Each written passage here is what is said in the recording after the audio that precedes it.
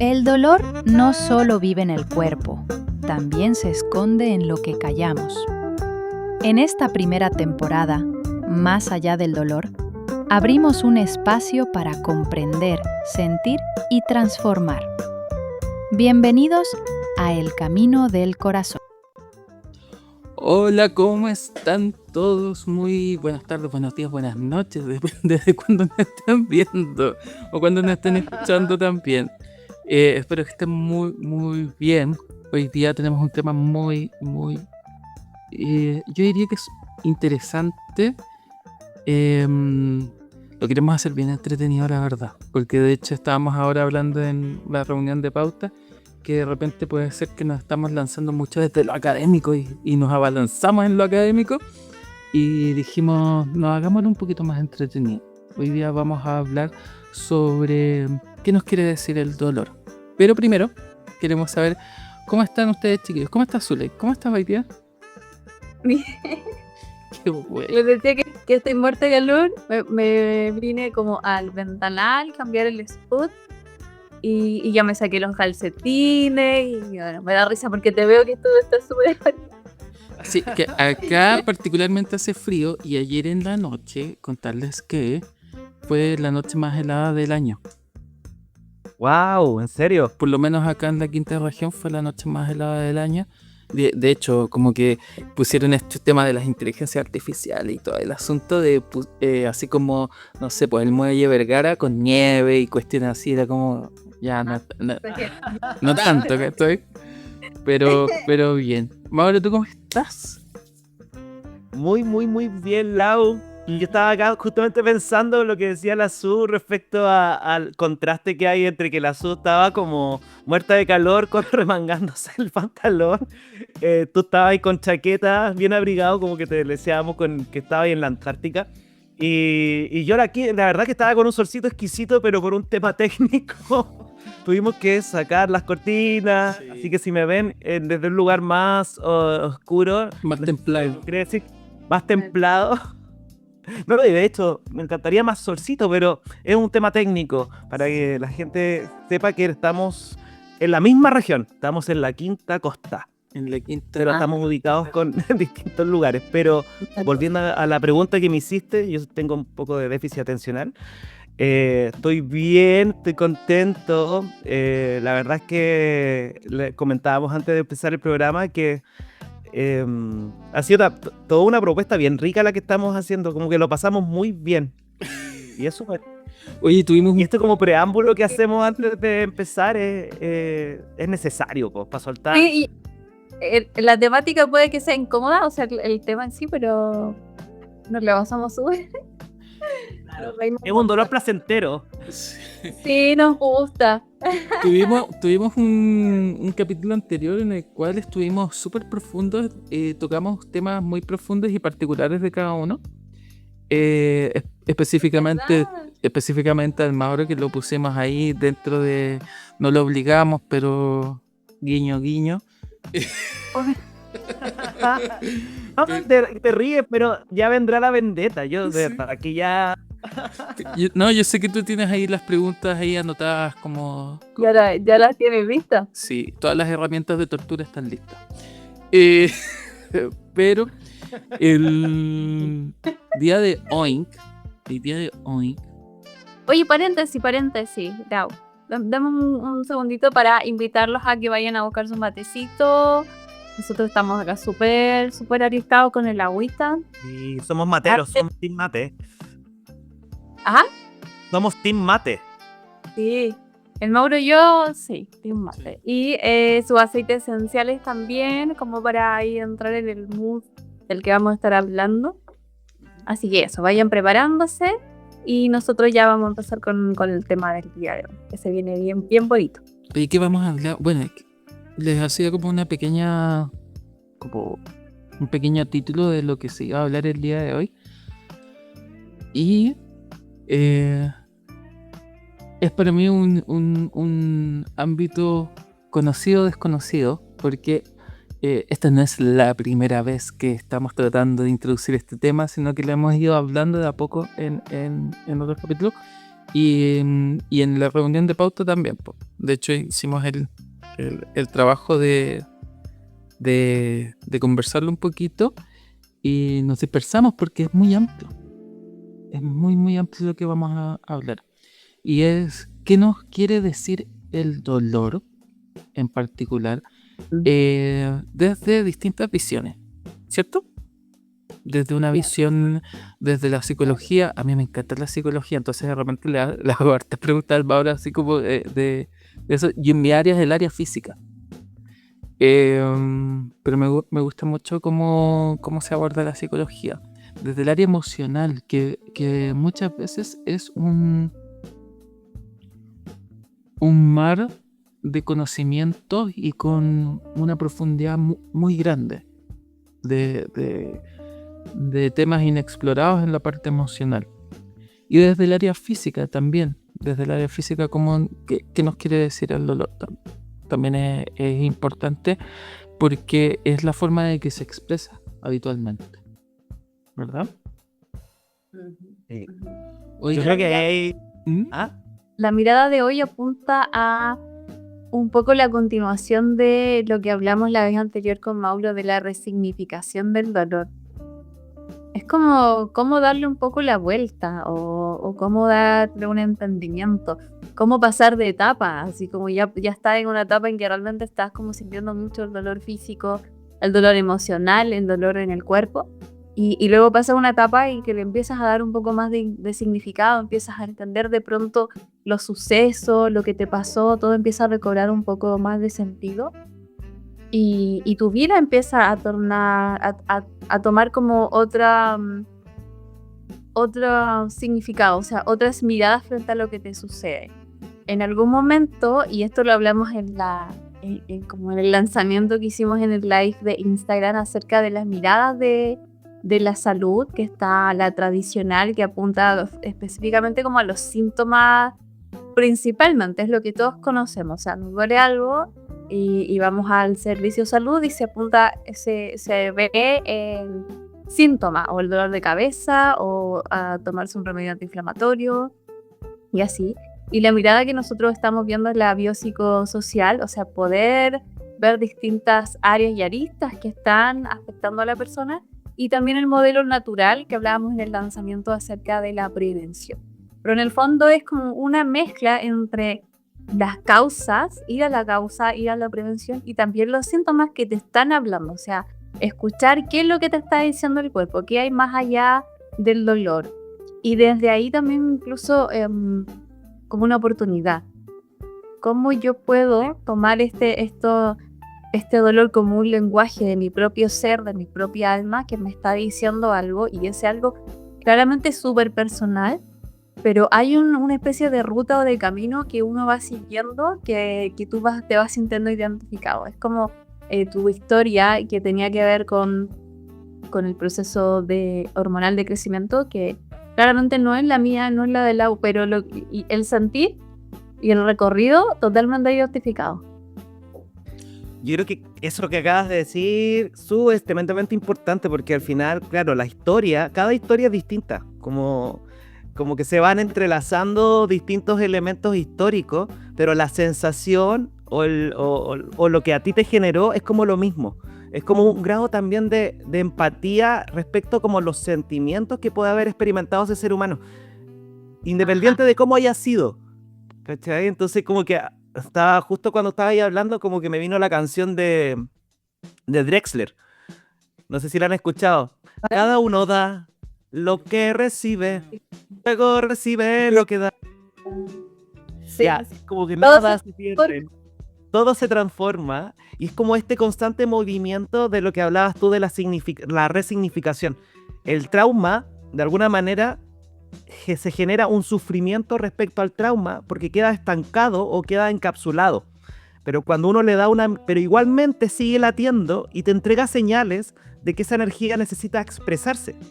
Entonces, cuando uno ya le da una revisión y le da un grado de compasividad y le da un grado de amor a esa alerta, a esa señal que muestra el dolor, inmediatamente esa energía empieza a fluir. Entonces, nada se pierde, está ahí.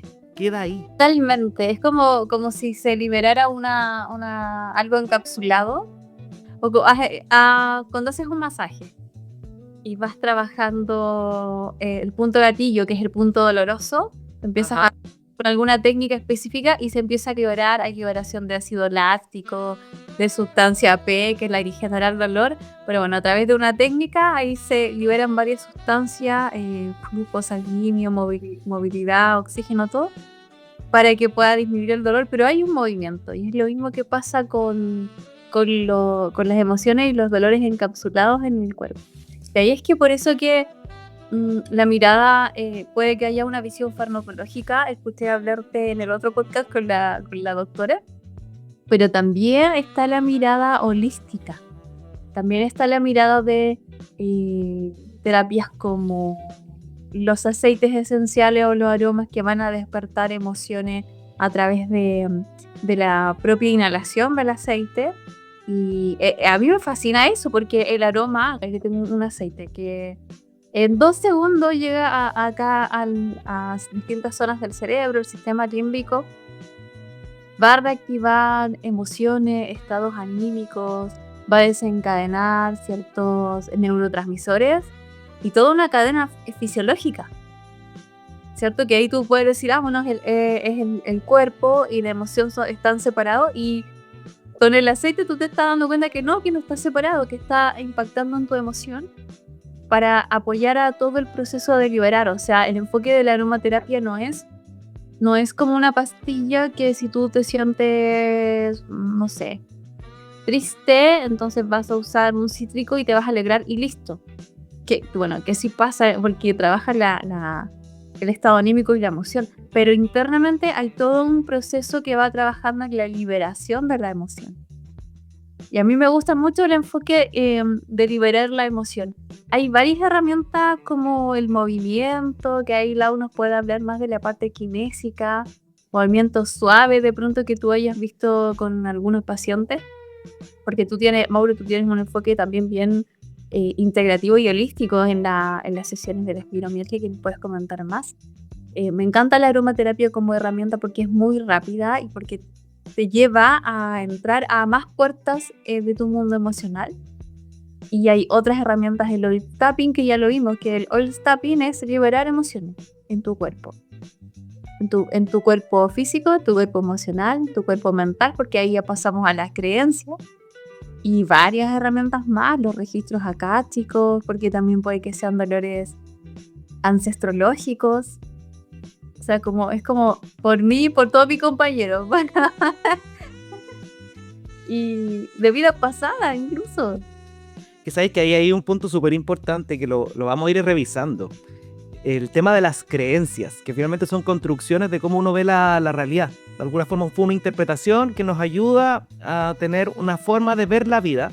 Y a veces las creencias pueden ser limitantes o extremadamente positivas para el cambio o la significación de una situación determinada. Ponte tú, no sé, si yo tengo la creencia de que, valga la redundancia, no creo en los registros akáshicos, independiente de todo lo que involucra a los registros akáshicos, seguramente si hiciera registros akáshicos no me va a hacer sentido, y la repercusión que va a tener en mi organismo no va a ser igual a la persona que sí lo cree o sí le hace sentido.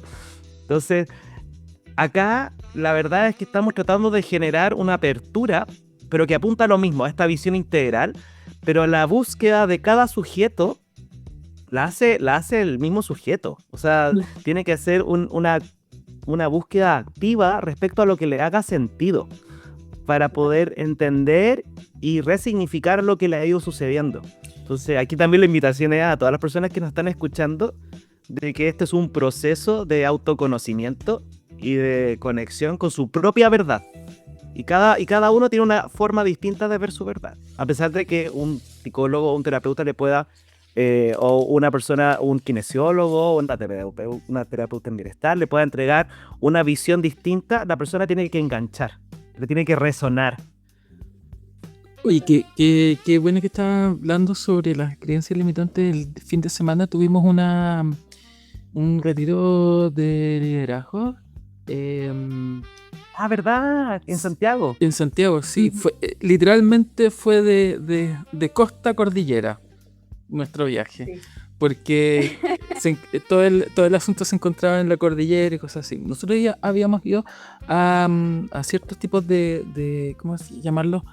De ciertos retiros, ciertos eventos que tenían un poquito el mismo enfoque, pero me encantó mucho porque no se centraba en el qué, sino que se centraba mucho en el para qué. ¿Para qué? ¿Para qué lo estoy haciendo? ¿Para qué estoy aquí? ¿Por qué estoy aquí? También como ese cuestionamiento y que tiene que ver mucho con el liderazgo, porque el liderazgo tiene que ver, aparte de la capacidad de comunicación, la capacidad de razonamiento de tus creencias. Y se habló mucho de las creencias limitantes. Pero yo anotaba, pero no anotaba lo que estaba diciendo la persona, sino que estaba anotando mis pensamientos con respecto a lo que estaba diciendo la persona. Generalmente suelo hacer eso, no suelo anotar directamente lo que dice la persona. Y mi pensamiento fue el siguiente, que las creencias son creencias, más que limitantes, se transforman en limitantes en ciertos momentos de nuestra vida, pero las creencias nos generan quienes somos en algún momento y en algunos momentos nos sirve, al igual que los miedos, nos sirven para protegernos en algún momento y se van creando y criando esas creencias. Pero cuando nos dejan de servir o no nos ayudan para seguir avanzando, se transforman en limitantes. Y justo en ese momento, cuando yo estaba escribiendo eso, ese pensamiento, de hecho lo tengo anotado como pensamiento acá, dentro de otras cosas, la persona estaba hablando sobre una metodología que es lo que, cuando estabas hablando tú, Mauro, y cuando estaba hablando la Azule, como que me hizo más sentido aún, que es la metodología de cómo nosotros vamos a desarrollar una acción, que es a través del CPR, que es creencia, pensamiento, emoción, acción y resultado. Sí. Sin una creencia, sin lo que nosotros creemos, no se genera un pensamiento. O sea, sin nuestra crianza, sin estas cosas, no se genera un cuestionamiento, un pensamiento de, esto puede ser así, esto puede ser aquí, allá, y por lo tanto no se genera una emoción a través de ese pensamiento. Pero sin embargo, pasa que muchas personas generan acción sin toda esta parte de arriba. Y tienen acciones o resultados sin conectar con su propio pensamiento o con sus propias creencias. Entonces ahí hablamos de repente como ya el estado emocional cuando hacen las cosas por hacer. Sin embargo, ¿verdad? Claro, cuando la acción tiene un sustento emocional, no está enlazado con tu propósito, con tus valores. No, lo que dice ahí, Lau, disculpa, Lau, dale nomás. Sí, perdón, es que un poco, ¿a qué me lleva esto en cuanto a nuestro tema en particular? Como para poder llegar a eso, es que muchas veces nosotros tenemos, o sea, bueno, la mayor parte de la percepción del dolor en nuestra vida tiene que ver mucho con nuestras creencias, con nuestros pensamientos y con nuestras emociones.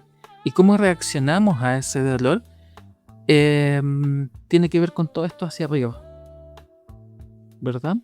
Que es lo que tú decías. Y también viene desde el mismo efecto, desde la misma escalera de cosas que es cómo reaccionamos, cuáles van a ser los resultados, cuáles van a ser la emotividad. Ya, tenemos aspectos fisiológicos que nos diferencian, perfecto. Pero también tenemos aspectos emocionales que nos acercan mucho. Por ejemplo, la crianza, la percepción de la crianza, cuando de repente tenemos a estos niños heridos en nuestras emociones, altera también nuestra percepción del dolor. Completamente.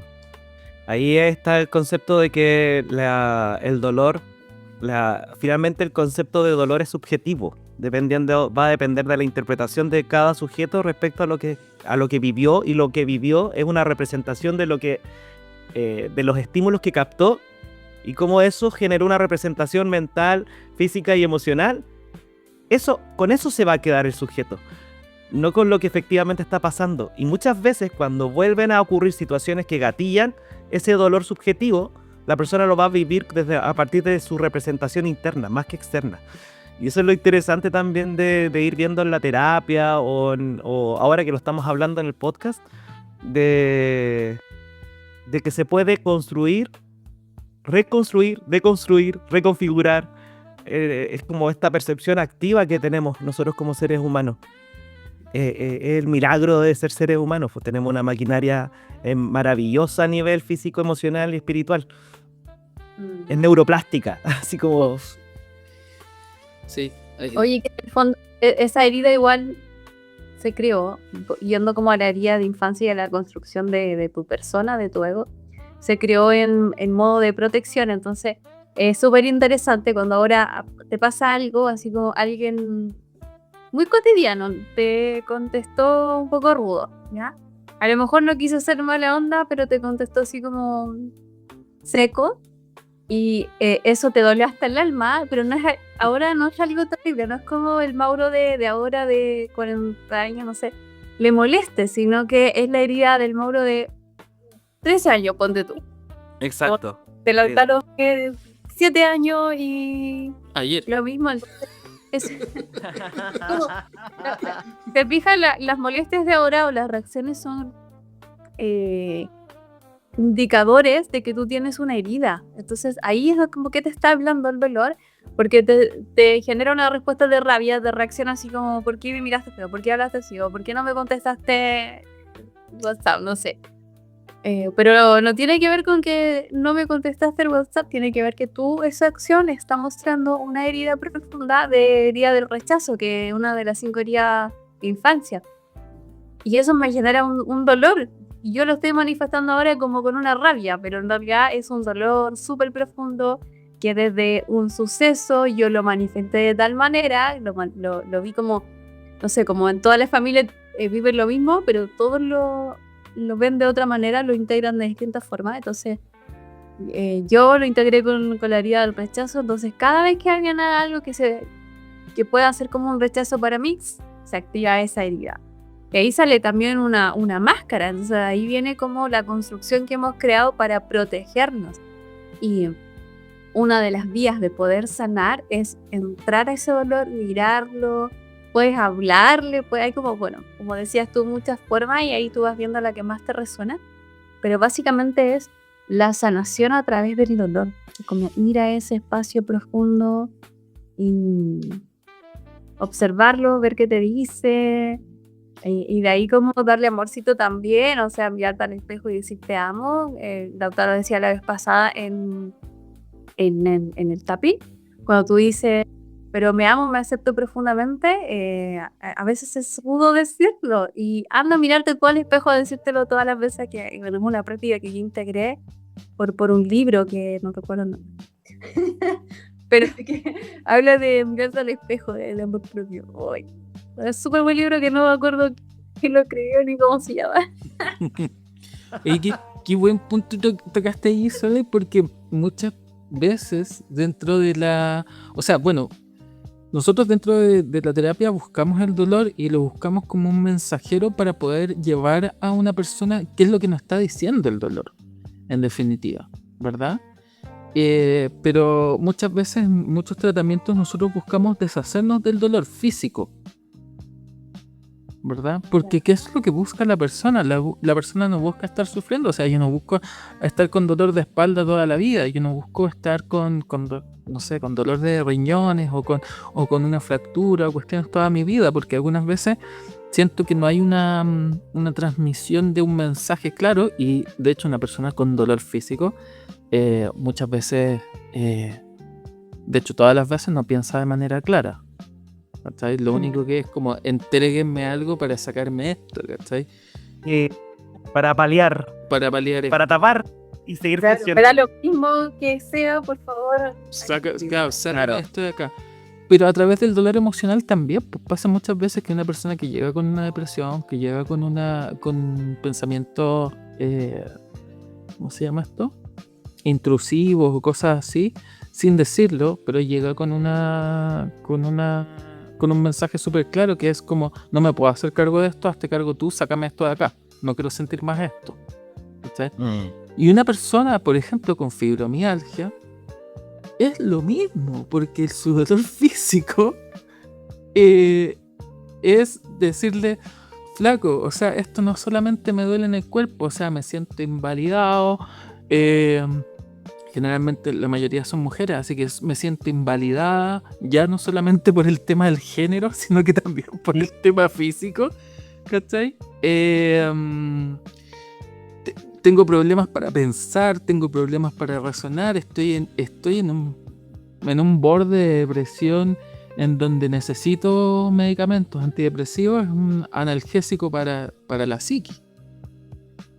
Claro, como un Claro. sedante así emocional, de todo. Claro, sí. Claro. Es un antiinflamatorio para la psiquis, ¿cachai? Eso es el antidepresivo, así como ya disminuyamos la cantidad de neurotransmisores que están, o aumentemos la cantidad de este tipo de neurotransmisores, depende de cómo funcionan los antidepresivos, de qué vía, pero es igual cómo funcionan los antiinflamatorios en las articulaciones, en un cuerpo, ¿cachai? Aumentemos o disminuyamos esta sustancia para poder generar una analgesia.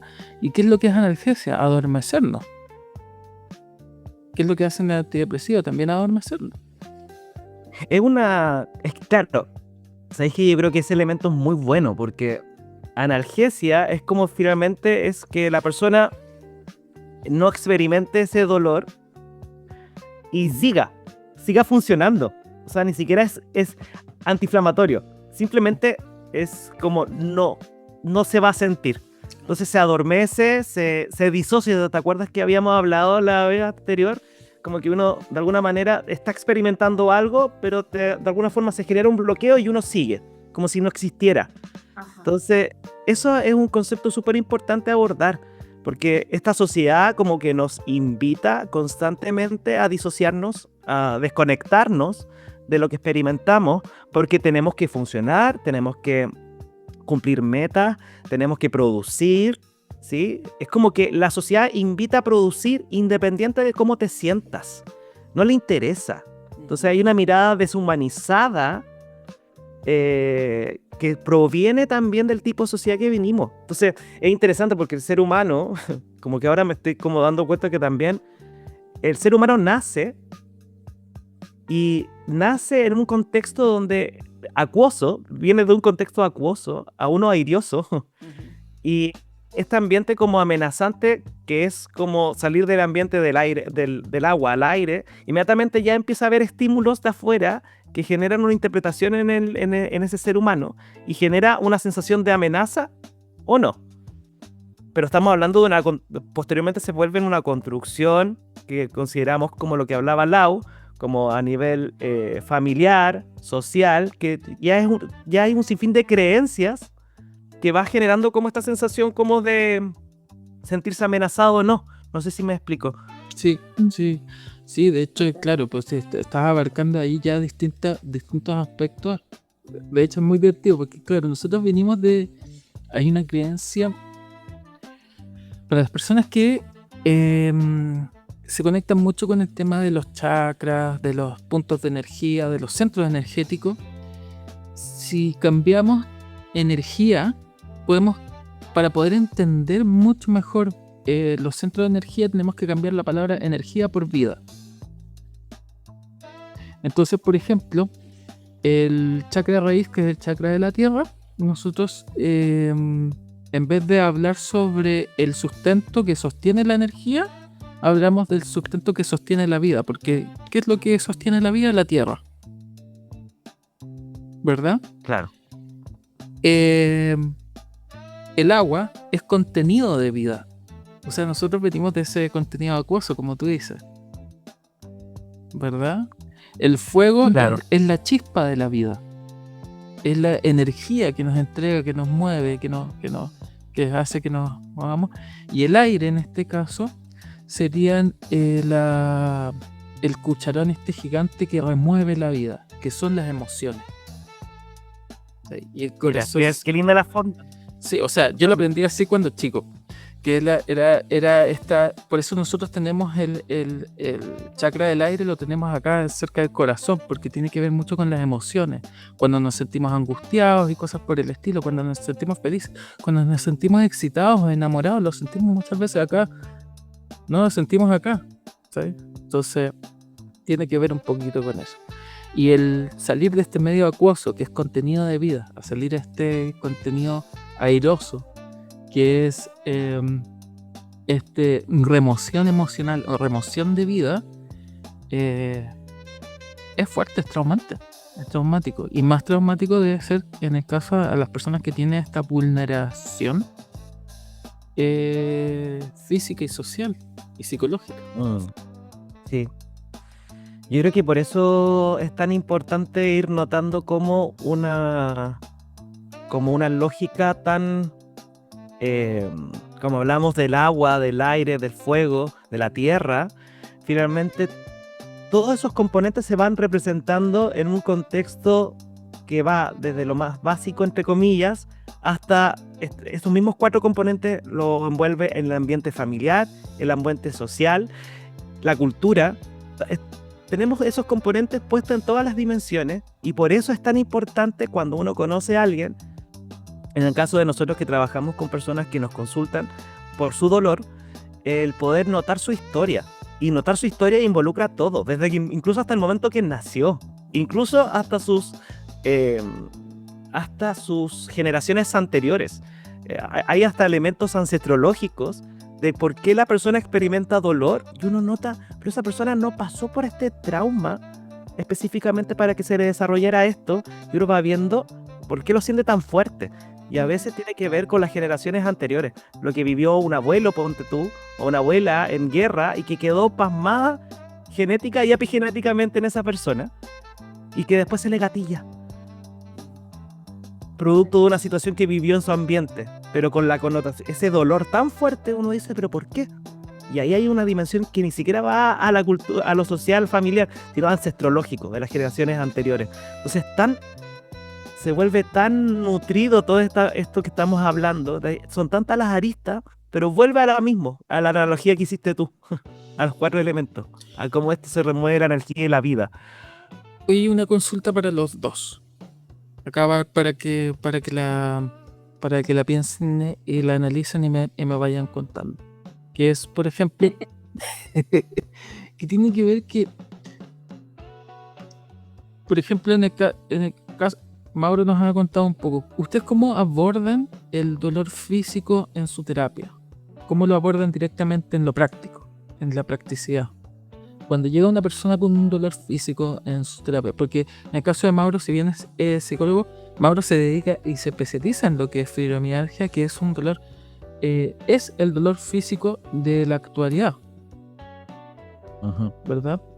En el caso de Zuley es fisioterapeuta.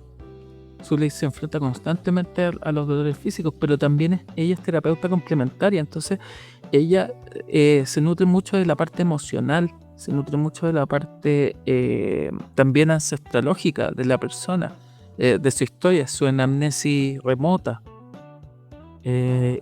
o su anamnesis ancestral también. Entonces, ¿cómo abordan en lo práctico ustedes la persona con dolor?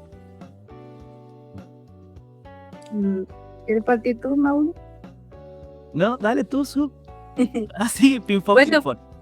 Yo creo que lo que ya se ha dicho acá, la anamnesis, o sea, la conversación previa es vital. Lo que he aprendido ahora a integrar como asesora de bienestar con doTERRA, basándonos en el modelo de la medicina natural, es trabajar con una pirámide de bienestar que tiene distintos peldaños o escalones. Entonces yo me voy guiando en eso, primero para poder saber cuál es el panorama al que me estoy enfrentando. Y de ahí se ve cuáles son los hábitos. De pronto tiene súper mal dormir y eso le genera altos niveles de estrés y eso desencadena inflamación y eso genera dolor, un poco lo que vemos en la técnica Armatach. Entonces ahí voy viendo cómo está la alimentación, si tal vez la alimentación es súper inflamatoria y eso va a desencadenar dolencia. En los términos prácticos, y recomiendo mucho aceites esenciales que alivian el dolor, como la mezcla Deep Blue, que antes la he mencionado por acá. Esta mezcla es analgésica, es antiinflamatoria, tiene aceites que me encanta. Emocionalmente tiene el tanaceto azul y tiene la Gaulteria o Wintergreen, ¿ya? Que trabajan el dolor. Pero emocionalmente trabajan dos aspectos que me encantan. Yo creo que todos deberíamos trabajar con esto, y es la identificación con el dolor. O sea, ahí ya nos vamos a las creencias limitantes, que creer que la vida tiene que ser dolorosa, que te tiene que costar y que tú tienes que sufrir. Y son creencias arraigadas, entonces de pronto tú sientes que tienes que sentir dolor. O sea, el ejemplo del entrenamiento físico, si no te dolió, no sirvió. Y no es así, porque hay fases de entrenamiento.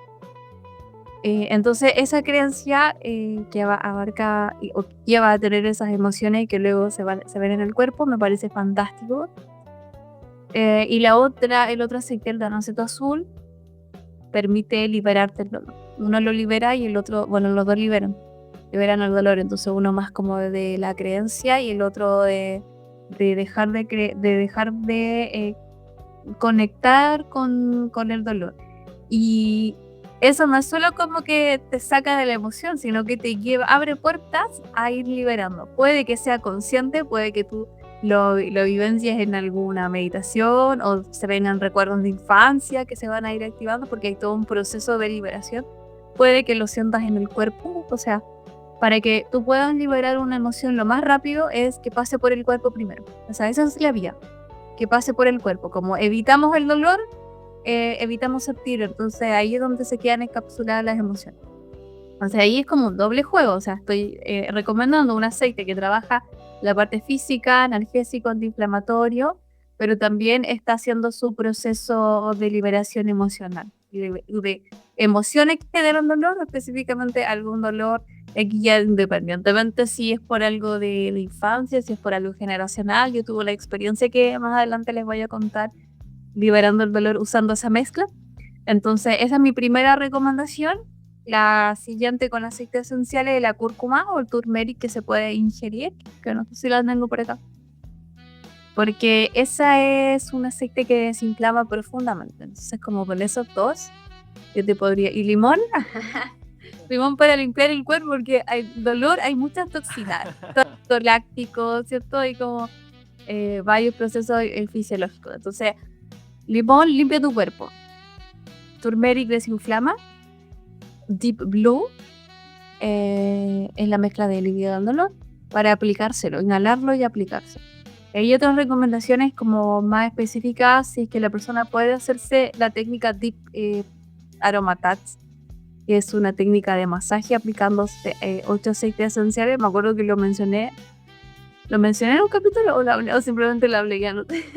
Creo que lo Pero bueno, esa técnica es maravillosa porque para que lo recibas, o si tú trabajas con gente que siente el dolor, para que lo hagas, porque va a las 4 pilares de bienestar, y entre esos pilares está el dolor y está la inflamación.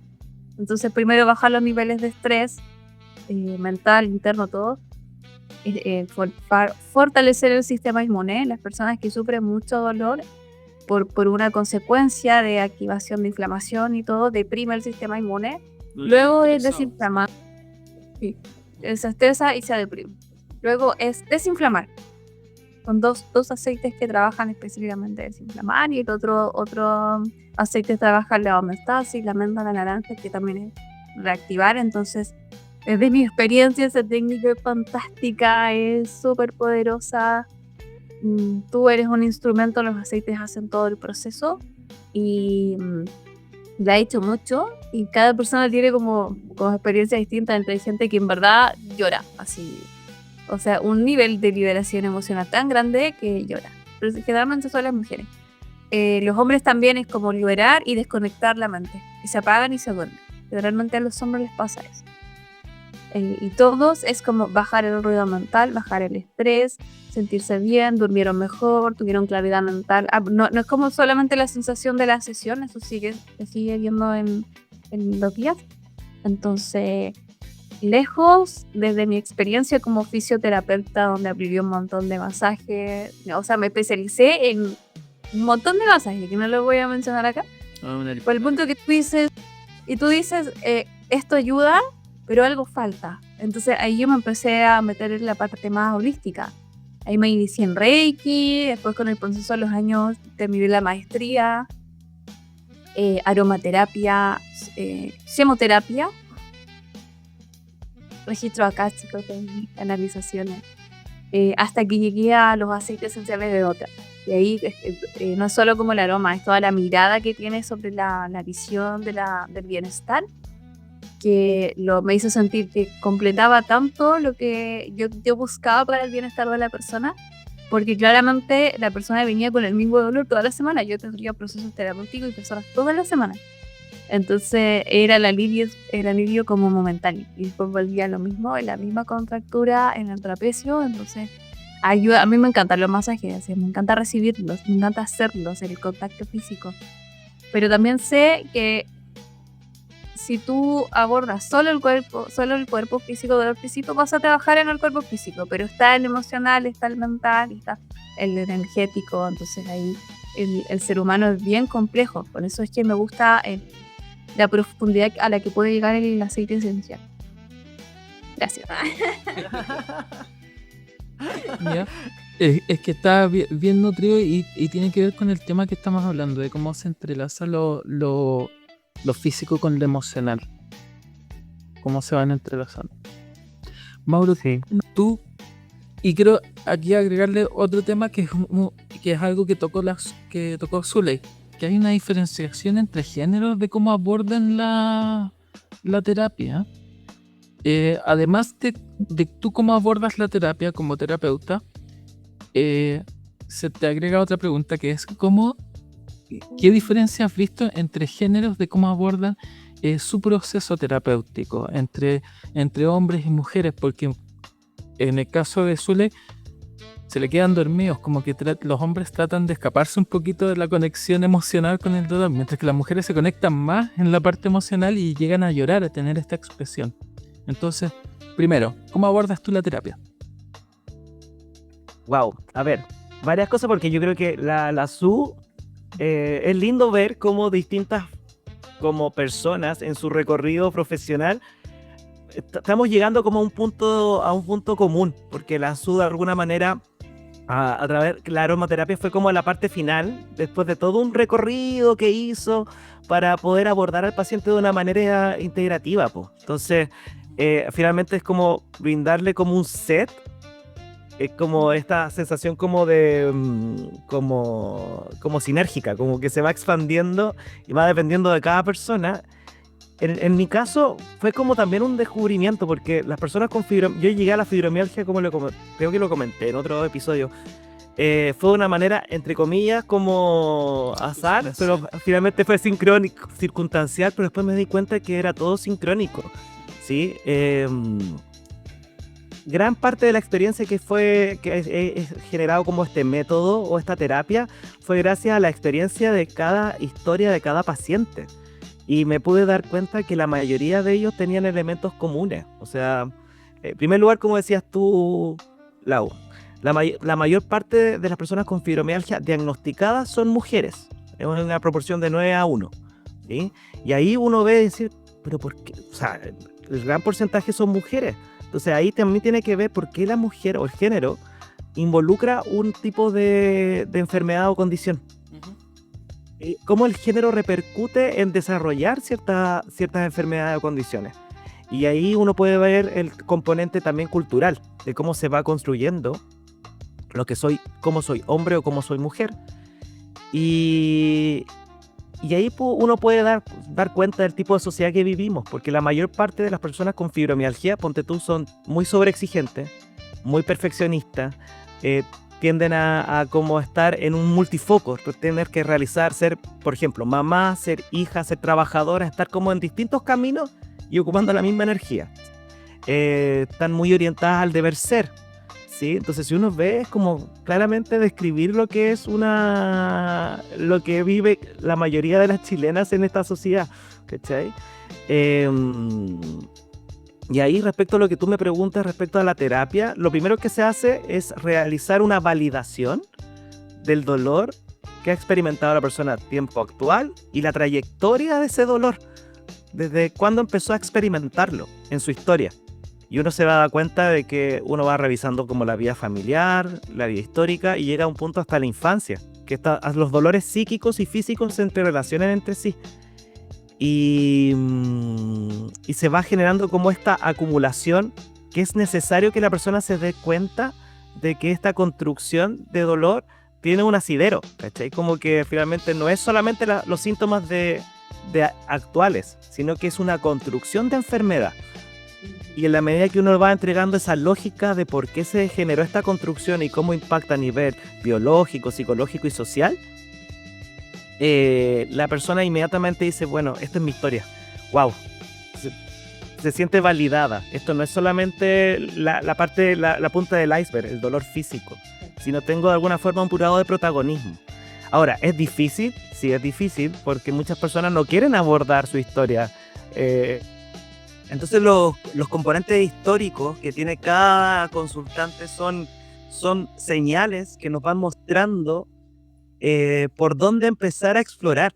Como que de alguna manera la historia y el énfasis que le dé cada consultante a esa parte de la historia, muchas veces las personas que están en la consulta, incluso cuando empiezan a volver a relatar su historia, empiezan a experimentar incluso ciertos síntomas físicos.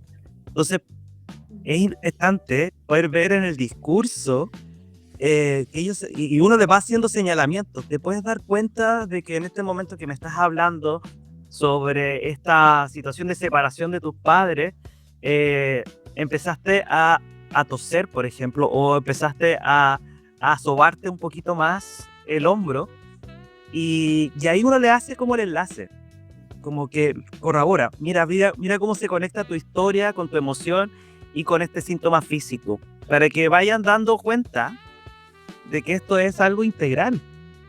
Oye, qué heavy, o sea, hay una... Desde a partir de sus recuerdos, empieza la persona a somatizar ciertos tipos de dolores a partir del recuerdo. Exacto. A sentir estos dolores. Y te has dado cuenta, dependiendo en qué parte de su historia esté, dónde se representa este dolor, o has tenido alguna...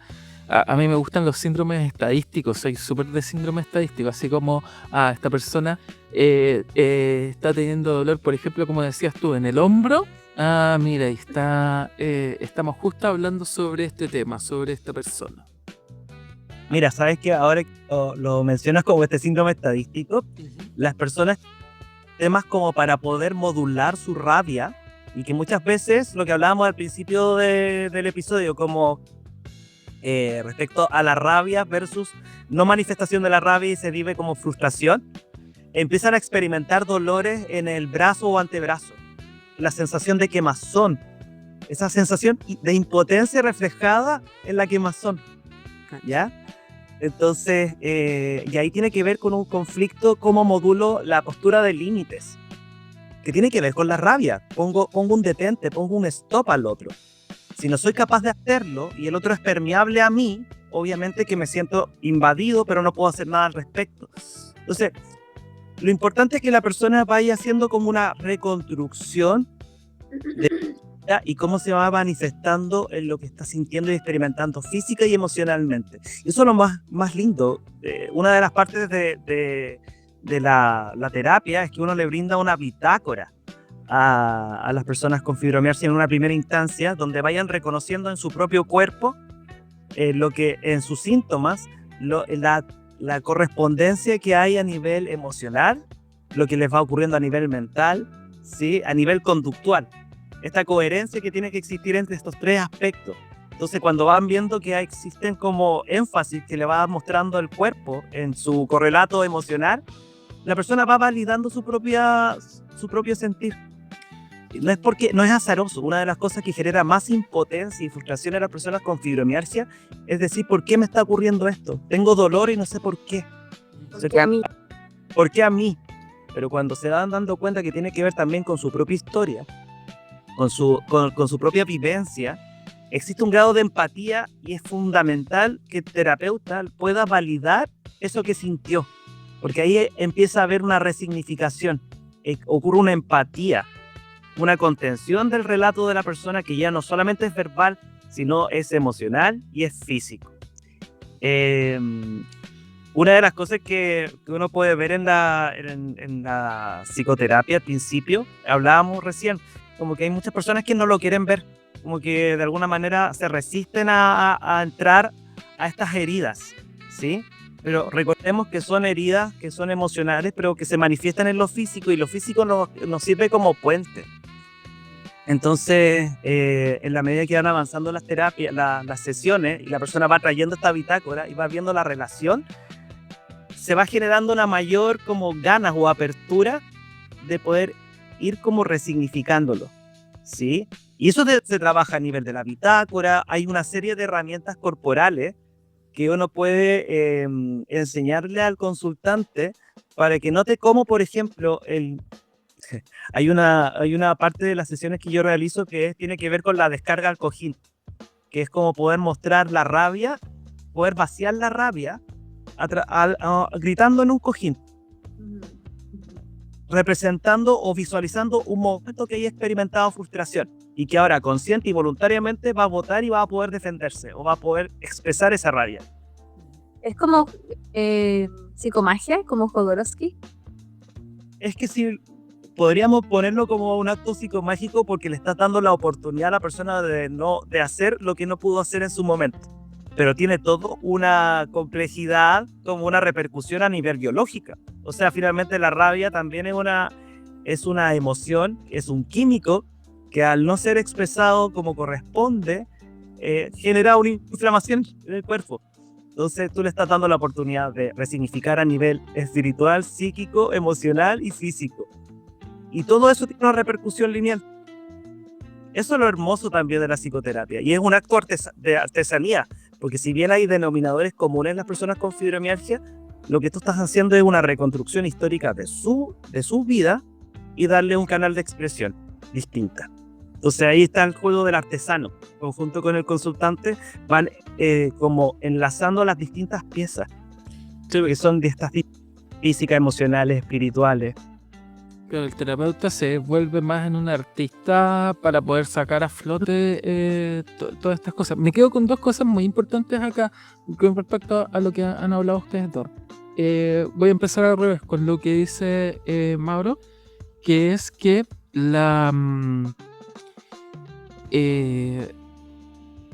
para que la persona se valide, tiene que haber una persona externa que lo valide primero. Para que de alguna manera diga, esto me está pasando. Más de lo que hablábamos un poco antes, que es antes del ¿por qué a mí? ¿Sí? Era como, esto me está pasando a mí, pero necesita esta validación externa de alguna manera para poder empatizar consigo mismo. Porque una persona externa está empatizando con ellos para que ellos mismos también puedan empatizar consigo mismos. Y me quedo también con algo que dice muy bien la Zuley y que lo repite Mauro, que tiene que ver con este mapa del cuerpo emocional, en donde las emociones, por ejemplo, me encanta que ella haya sacado el tema de los aceites esenciales. Está el Deep Blue, que el Deep Blue es azul profundo, pero ¿tú sabes cómo se dice tristeza en inglés? Sadness. No, eso es oscuridad. Tristeza es blue. ¿Te acuerdas? ¿Viste intensamente? Claro, que está representado desde el color azul. Desde el color azul. ¿Por qué? Porque es blue, es estar triste. Hay canciones que se llaman Deep Blue, que hacen referencia al estado de tristeza. Al estado de tristeza. Dicho. Entonces tiene que ver mucho con el tema de la tristeza, la tristeza profunda tiene que ver mucho con el dolor. Entonces se genera también este mapa corporal o esta correlación entre el cuerpo, la emoción y el dolor, en definitiva. Tal cual. Se correlaciona todo. Sé que suena un poco a silogismo, pero más que un silogismo, vemos paralelismos en realidad entre una forma de terapia que tiene que ver mucho con la parte de la historia de la persona, y la otra parte de la terapia donde tiene que ver mucho desde la relación que esa historia tiene con las emociones de la persona. Entonces hay un paralelismo en ese sentido que nos ayuda mucho a conectar con con quién es esta persona de manera integral. Me gusta esa visión. Sabes que me gustaría como agregar algo ahí, como que nuevamente llegamos al punto donde hemos hablado de que el dolor es una representación que necesita ser expresada, y la persona cuando lo expresa, se conecta, lo valida, se genera una sensación de alivio o incluso de placer al haber sido validada, contenida y empatizada desde el otro, como dices tú, Lau, y después él mismo se genera esa sensación de como esa energía que había estado acumulada sale, y la persona experimenta una liviandad, incluso hasta un placer, un disfrute. Entonces eso, como que el placer y el dolor están de la mano. Y aprender a escuchar el dolor también implica aprender a ponerle palabras. Zule, ibas a decir algo, ¿verdad? Sí, yo creo que estamos cerrando, ¿no? Sí. Oye, cortina. Ay, Es que estaba pensando como una pregunta para el público, una pregunta para nosotros, y de ahí como dar un cierre, que se me acaba de ocurrir. Como el dolor de las conversaciones, cuando tienes que tener una conversación dolorosa con alguien. Entonces la pregunta es si recuerdan ¿cuándo fue la última conversación dolorosa? Así, conversación vulnerable, tengo que abrir mi corazón y tengo que dolorosa. me siento, y eso me duele, porque eso está tocando una herida. Sí. O porque esto me da mucha pena y me da rabia esta situación, y me atrevo a verbalizarla, porque eso también es parte del círculo que tiene que vivir la emoción. Y cuando yo la verbalizo, como dices tú, también la siento, entonces puede que esa conversación sea vulnerable y dolorosa. ¿Ustedes recuerdan haber tenido una conversación así como Sí. con esas? Totalmente. Y hoy día con usted de la mano. Hoy día, desde el momento en que les dije hola, me empezó a doler. Sí, yo tengo una conversación que a mí me marcó mi vida desde esa conversación en adelante. Me marcó todo lo que... y me marcó no solamente a nivel de sentir de que fue dolorosa, sino que también al nivel de que no podía no tenerla, no podía escapar, que fue una conversación que yo tenía con mi mamá, que tuve con mi mamá murió, y fue poco antes de que mi mamá muriera, y que íbamos a saber que ella iba a morir, porque tenía un cáncer de larga data, y en algún momento teníamos que tener esta conversación, y se alargó,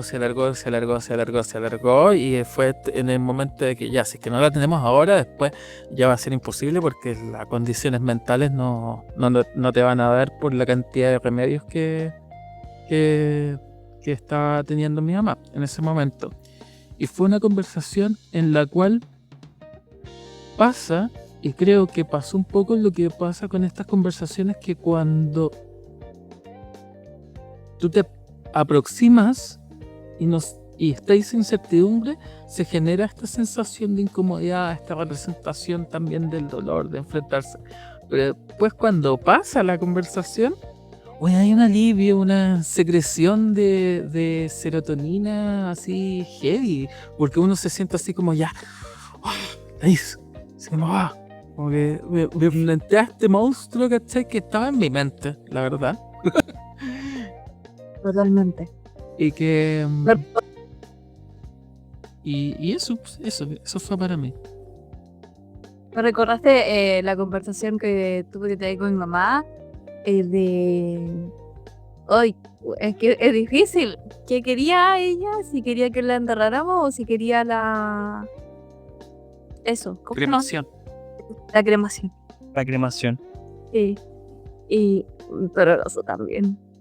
Doloroso. Y se genera como resistencia en el cuerpo. Empieza ya, yo me acuerdo que iba y voy a buscar más una agua. Bueno, sí, evadiendo la situación y lo siento en el cuerpo, te duele. Y verdad que cuando ya lo logras hacer, pero es como que si te enfrentaras a un monstruo, como dices tú, una ola tremenda, que tienes que, como para los que hacen surf, que vas con la tablita, mientras más te acercas a la ola, baja la altura cuando tú estás ahí y la ola crece, entonces se ve mucho más grande de lo que realmente es y tienes que o arrancas o no sé, o nadas y entras para poder pasar la ola. O no te caes encima. Llegáis a un punto en donde si arrancáis la ola te va a destrozar porque te va a quebrar justo. Te caes. Sí. Y esas conversaciones pasa lo mismo. Si tú arrancáis va a haber un punto en donde te va a destrozar esa conversación. Claro, y cuando tú estás nadando así como, ya, no, démosle, empieza como para que la ola se arme, empieza a bajar esta altura y tú empiezas a ver la ola, pero es que tremenda. O miedo, no más miedo. Entonces eso pasa cuando hay que tener esas conversaciones que genera mucho dolor, vulnerabilidad, pero ahí como que pasa todo el proceso circular de lo que tiene que vivir la emoción, ¿no? Si no, queda ahí guardada en el estómago, en el brazo, desde el cuerpo, y ahí es como el cuerpo pasa a ser un mapa emocional, como poder identificar el dolor y qué emoción hay ahí, y poder, a veces tú lo hablas y eso hace que se pueda sentir. No es solamente como hablarlo por hablarlo y repetirlo y identificarte con tu historia y que eso sea un motivo para siempre repetir los patrones, sino que como todo el proceso que hablas tú de la bitácora hace que la persona resignifique y sientan. Y claramente eso ayuda. Yo recuerdo haber tenido una conversación hace muy poco y decía, tengo que tenerla, pero me daba mucho miedo, entonces me senté así como con este humano frente a frente.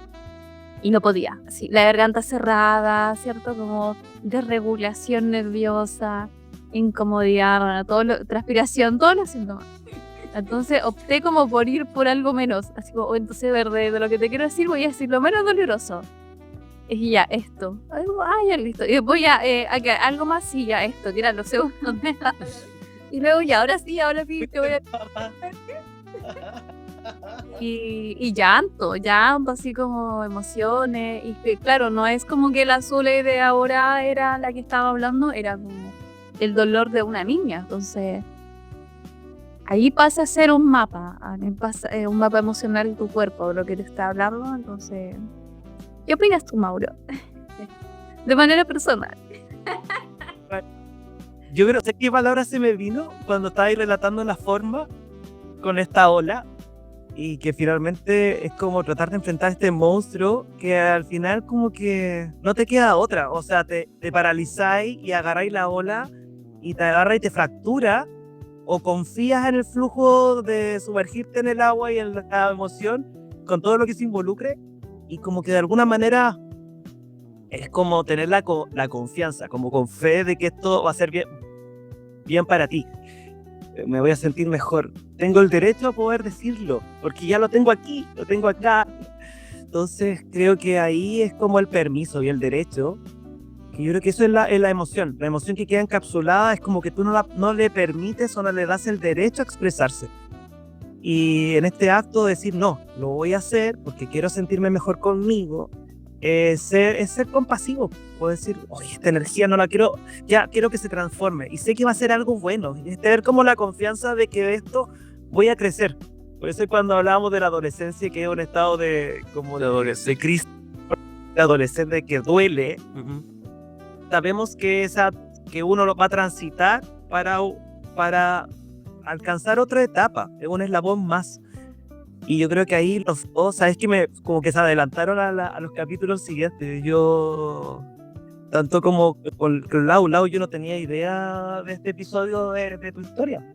Ay, no, pero de hecho esa es parte de mi historia. Sí.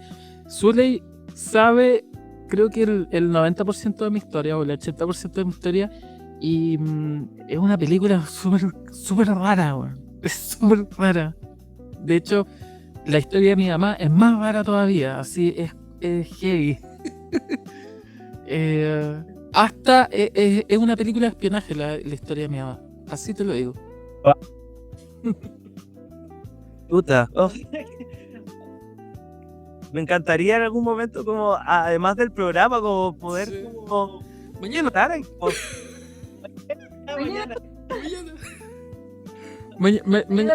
Sí, mañana te doy un tráiler de la sinopsis, así. Mate. Sí, lleva tiempo. Sí, pero yo creo que es hermoso. ¿Sabes qué? No sé, yo creo que es tan hermoso. No sé si les ha pasado a ustedes, pero es complicado medio para nosotros que estamos acostumbrados a ver a abordar el dolor.